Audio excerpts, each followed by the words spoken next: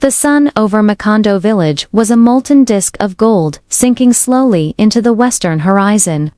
The evening air was alive with the scent of smoke from cooking fires, the sound of pestles pounding yam in wooden mortar, and the chatter of women returning from the river with clay pots balanced effortlessly on their heads. Barefoot children darted between huts, their laughter skipping across the dust like pebbles on water.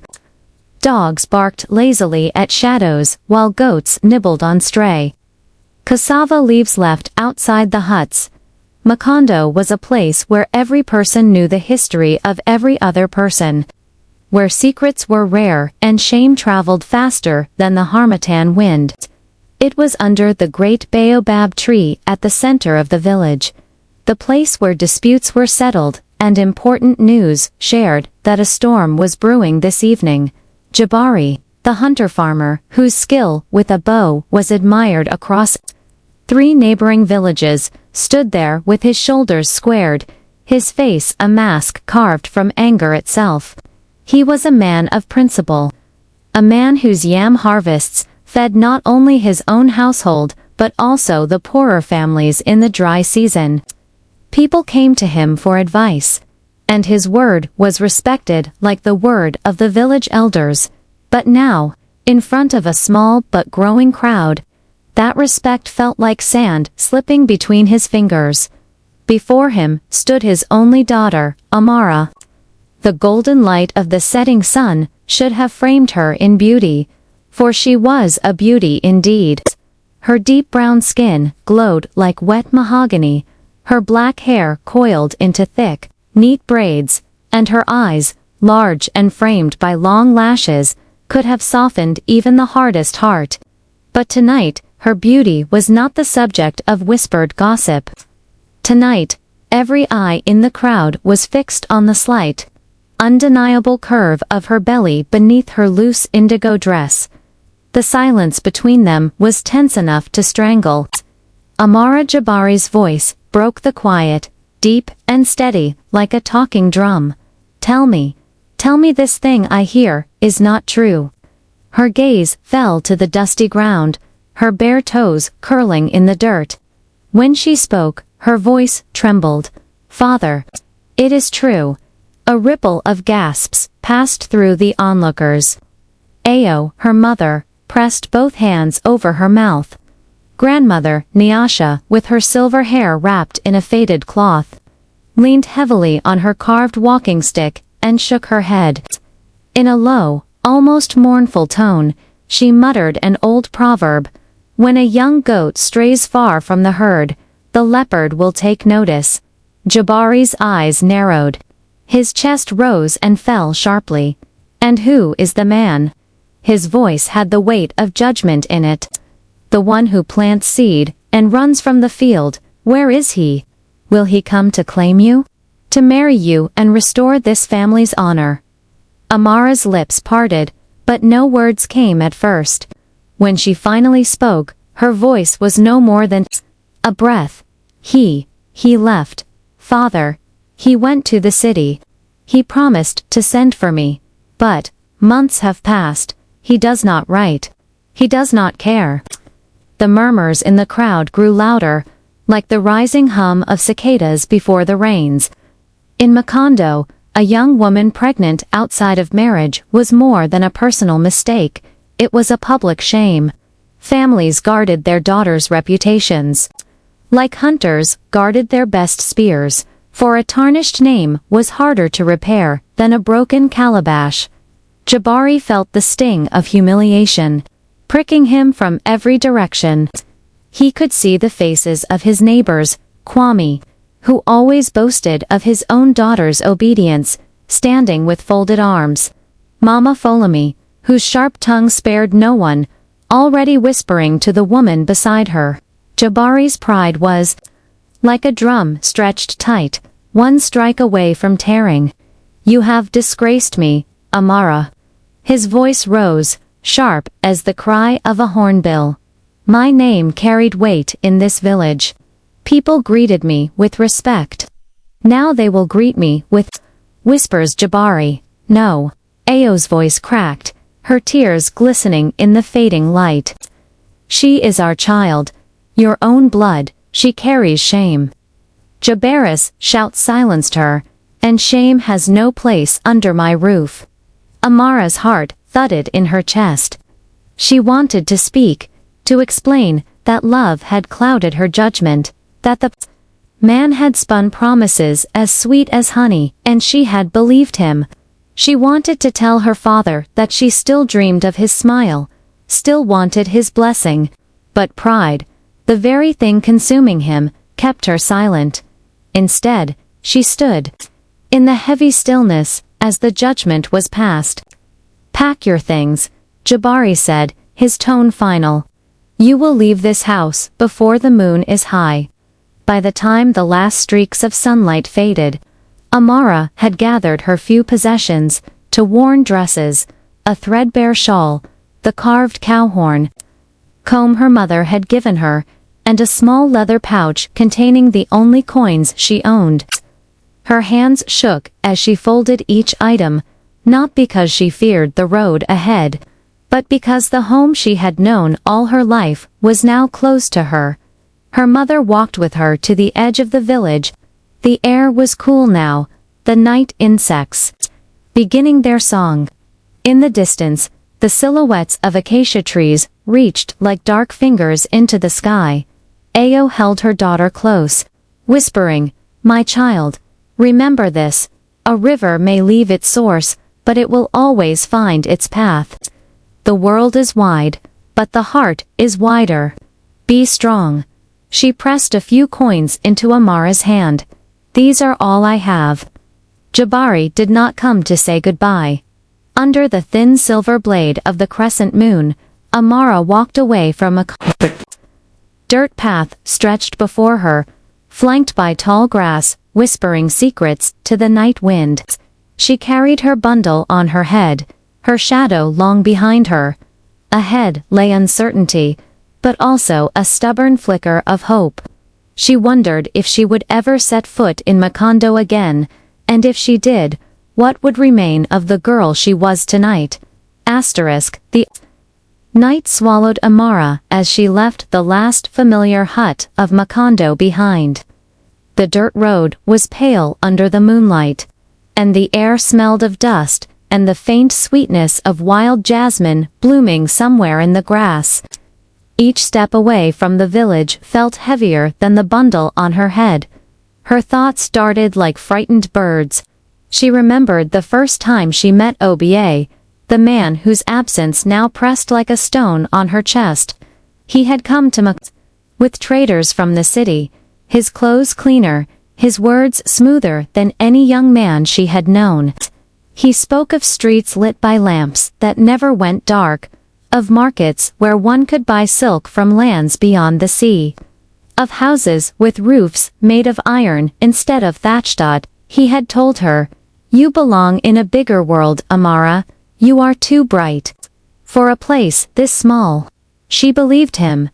Now, under the cool gaze of the stars, those words felt like a cruel trick, a hunter's bait for the unsuspecting bird.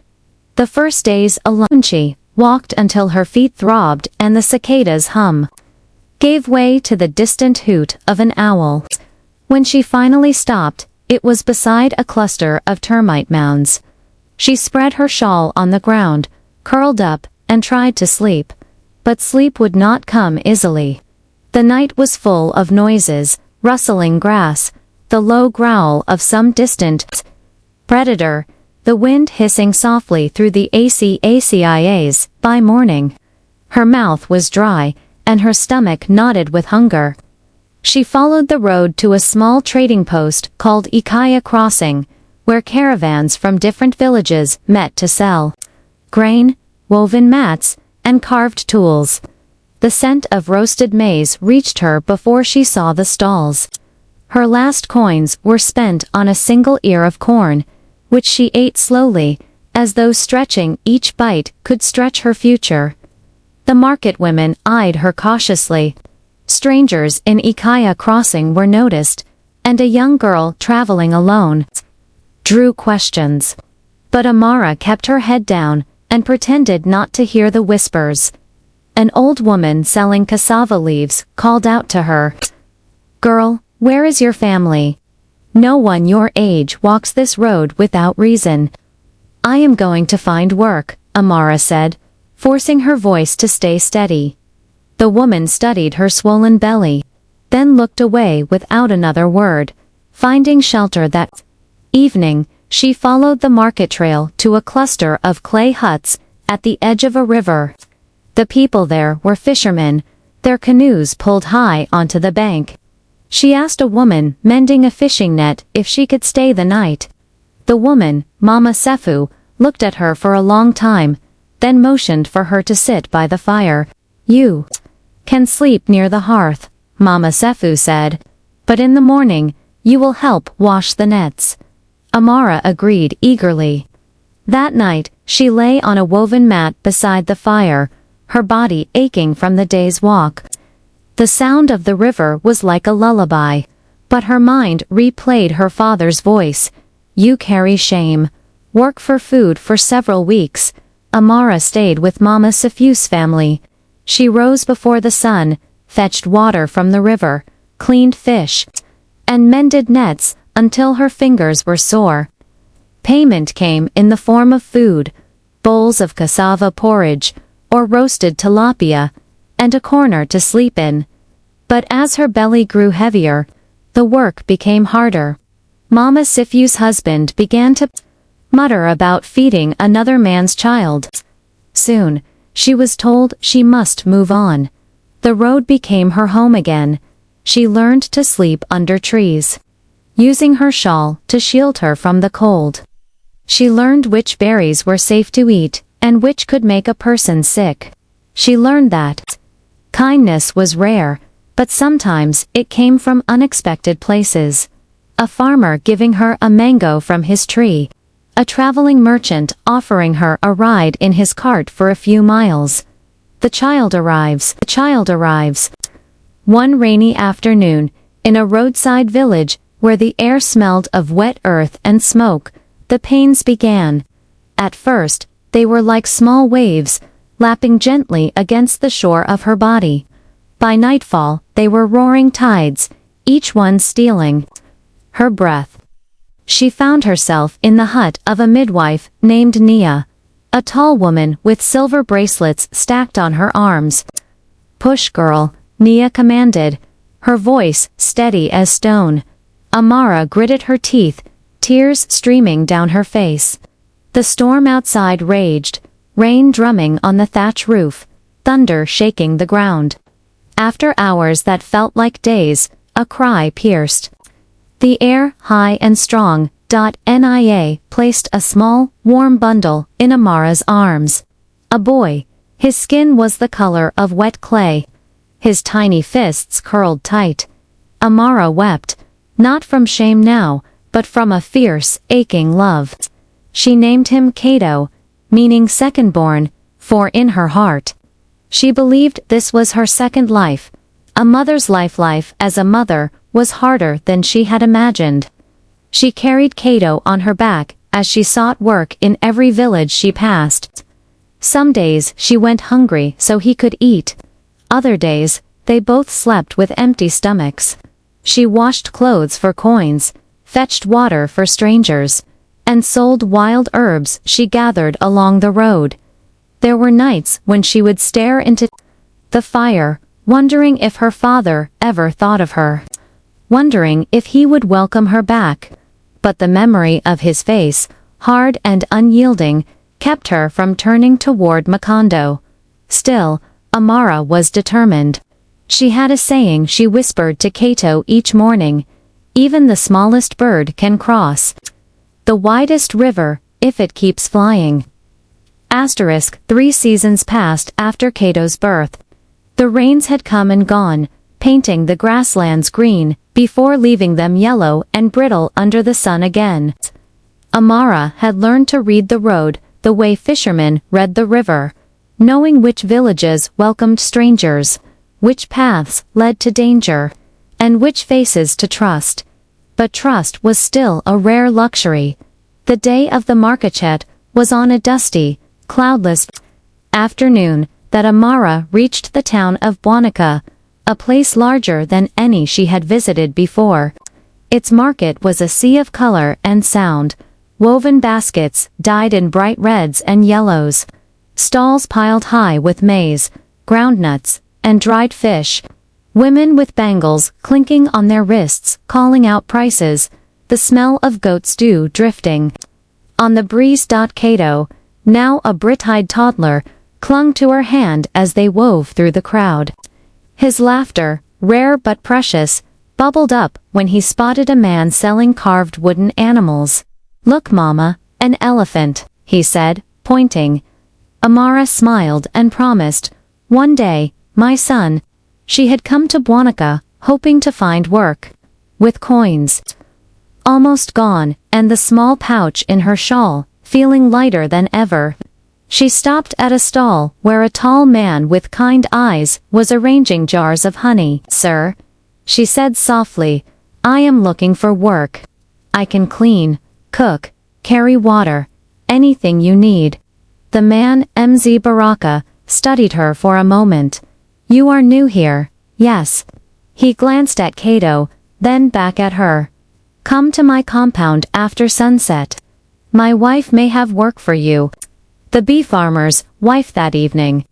Amara followed the path to Mezi Baraka's home, a large compound with a thatched roof surrounded by cassava fields. His wife, Mama Halima, greeted her warmly and listened as Amara explained her situation. "You will work in the kitchen and help tend the bees when needed," Mama Halima said. "We cannot pay much, but you and your child will eat, and you will have a hut of your own to sleep in." Gratitude swelled in Amara's chest. That night, she and Kato lay on woven mats under a roof that kept out the rain, their bellies full for the first time in days. Learning the bees, working with the bees, was not easy. The hives stood at the edge of the cassava field, humming with life. At first, Amara feared the stinging of the workers. But Mama Halima taught her to move slowly and wear a cloth over her head and hands. "Bees are like people," Mama Halima said. "Treat them with respect, and they will feed you. Threaten them, and they will defend themselves." In time, Amara became skilled in harvesting honey, carrying the golden combs back to the kitchen where the air was always sweet. The work was steady, and Kato thrived in the safety of the compound. Chasing chickens and making friends with the other children. A chance meeting one market day. Mama Halima sent Amara to sell honey in the town square. She laid the jars neatly on the mat, calling out prices in a voice she hoped sounded confident. A man in fine clothes stopped at her stall. His white shirt was pressed, his shoes polished clearly from the city. He picked up a jar, inspected it, and said, "This is pure honey." "Yes, yes, sir. From bees in the cassava fields just outside Bwanika." The man smiled faintly. "I know the taste of real honey. I will take 3 jars." He paid without haggling. Something rare in the market.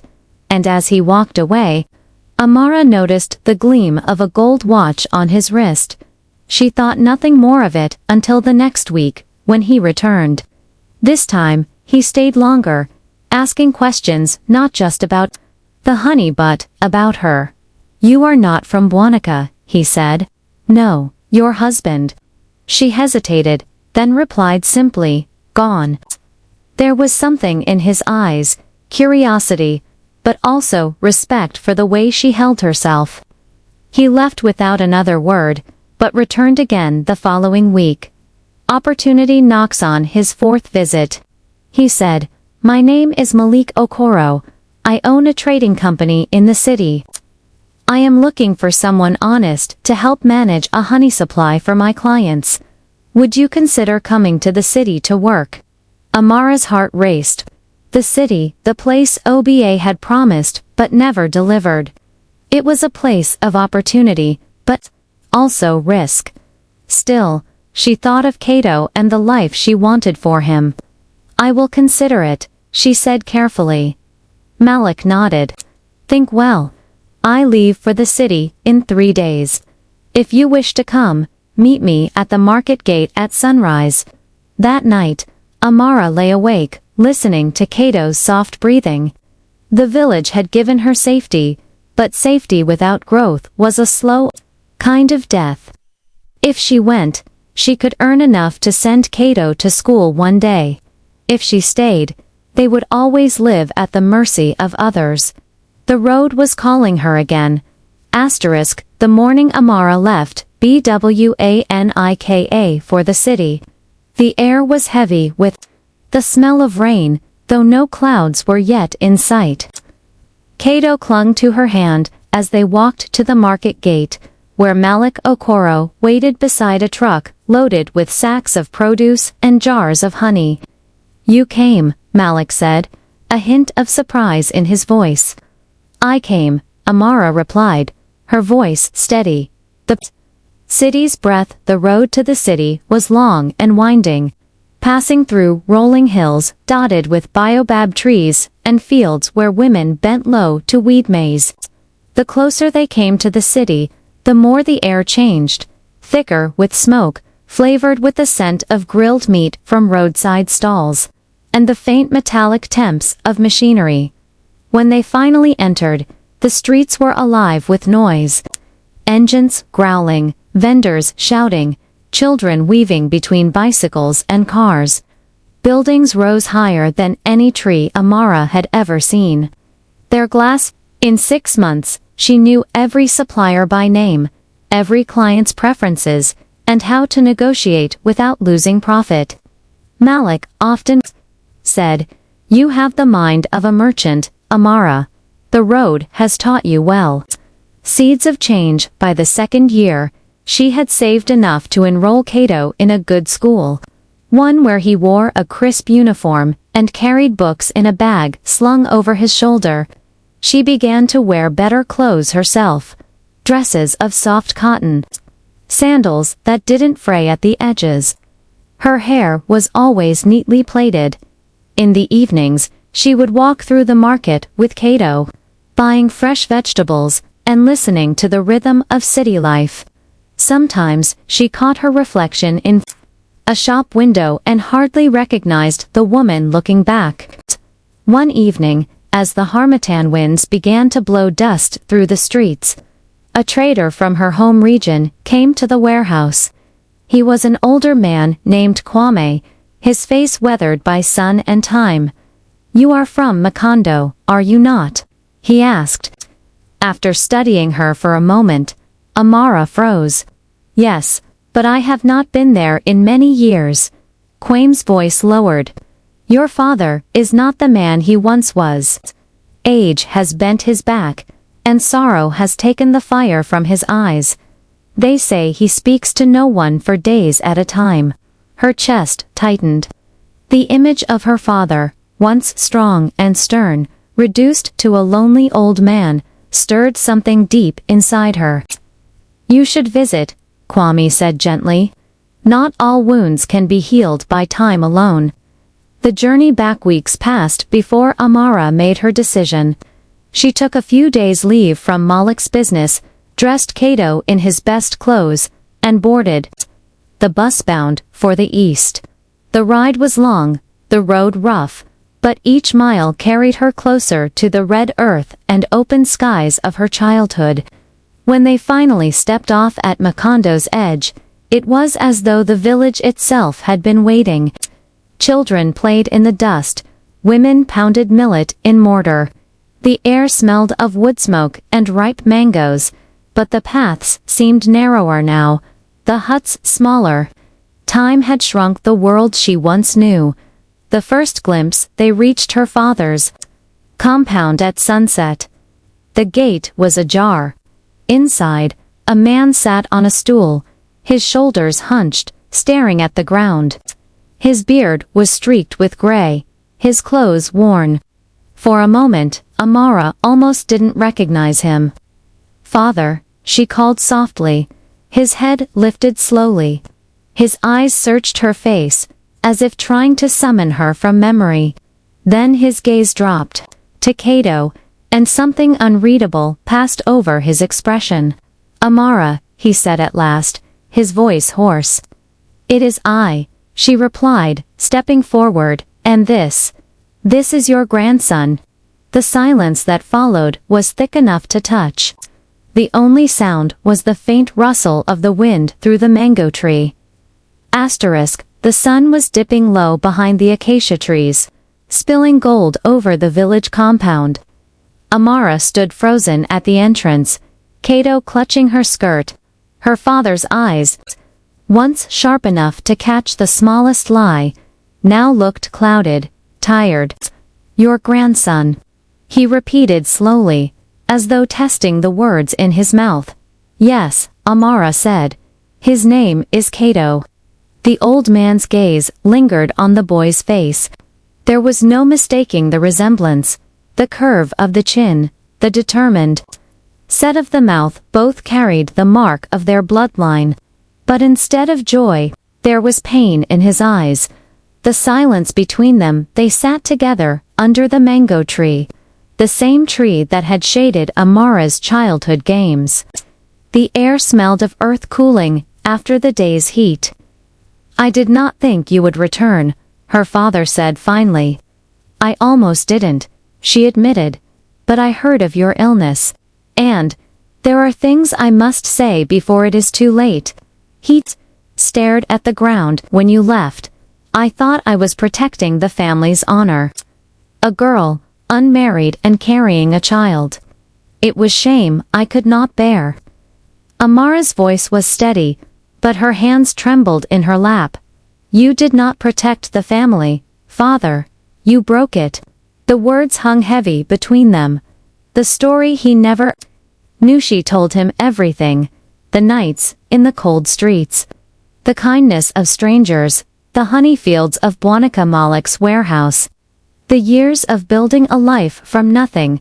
Cato, listening quietly, shifted closer to his grandfather, sensing the weight of the moment. "I worked until my hands cracked," she said. "I learned to stand in the marketplace and look men in the eye without fear. And I taught your grandson that we bow to no one but God." Her father's eyes glistened, though he tried to hide it. The unexpected news. When she finished, Amara opened the small leather satchel she had carried from the city. Inside were neatly folded documents and a sealed envelope. "I did not come here for your forgiveness alone," she said. "I came to give you this." She placed the envelope in his lap. Inside was a title deed, not for a piece of land in the city, but for the very fields her father had once sold in desperation during a bad harvest. Fields that had fed their family for generations. "These are yours again," she said. "I bought them back in your name." Her father's hands shook as he held the papers. "How?" "I am part owner of a trading company now," she said. "We export honey, spices, and dried fruits. We do business with merchants in 3 cities.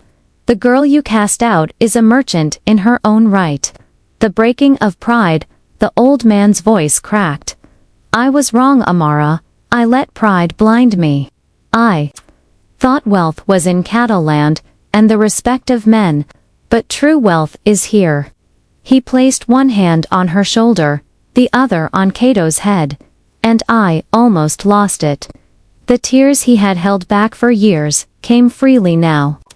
And Amara, who had spent so long hardening her heart, felt something soften inside her. The feast of reconciliation word spread quickly through Macondo that Amara had returned.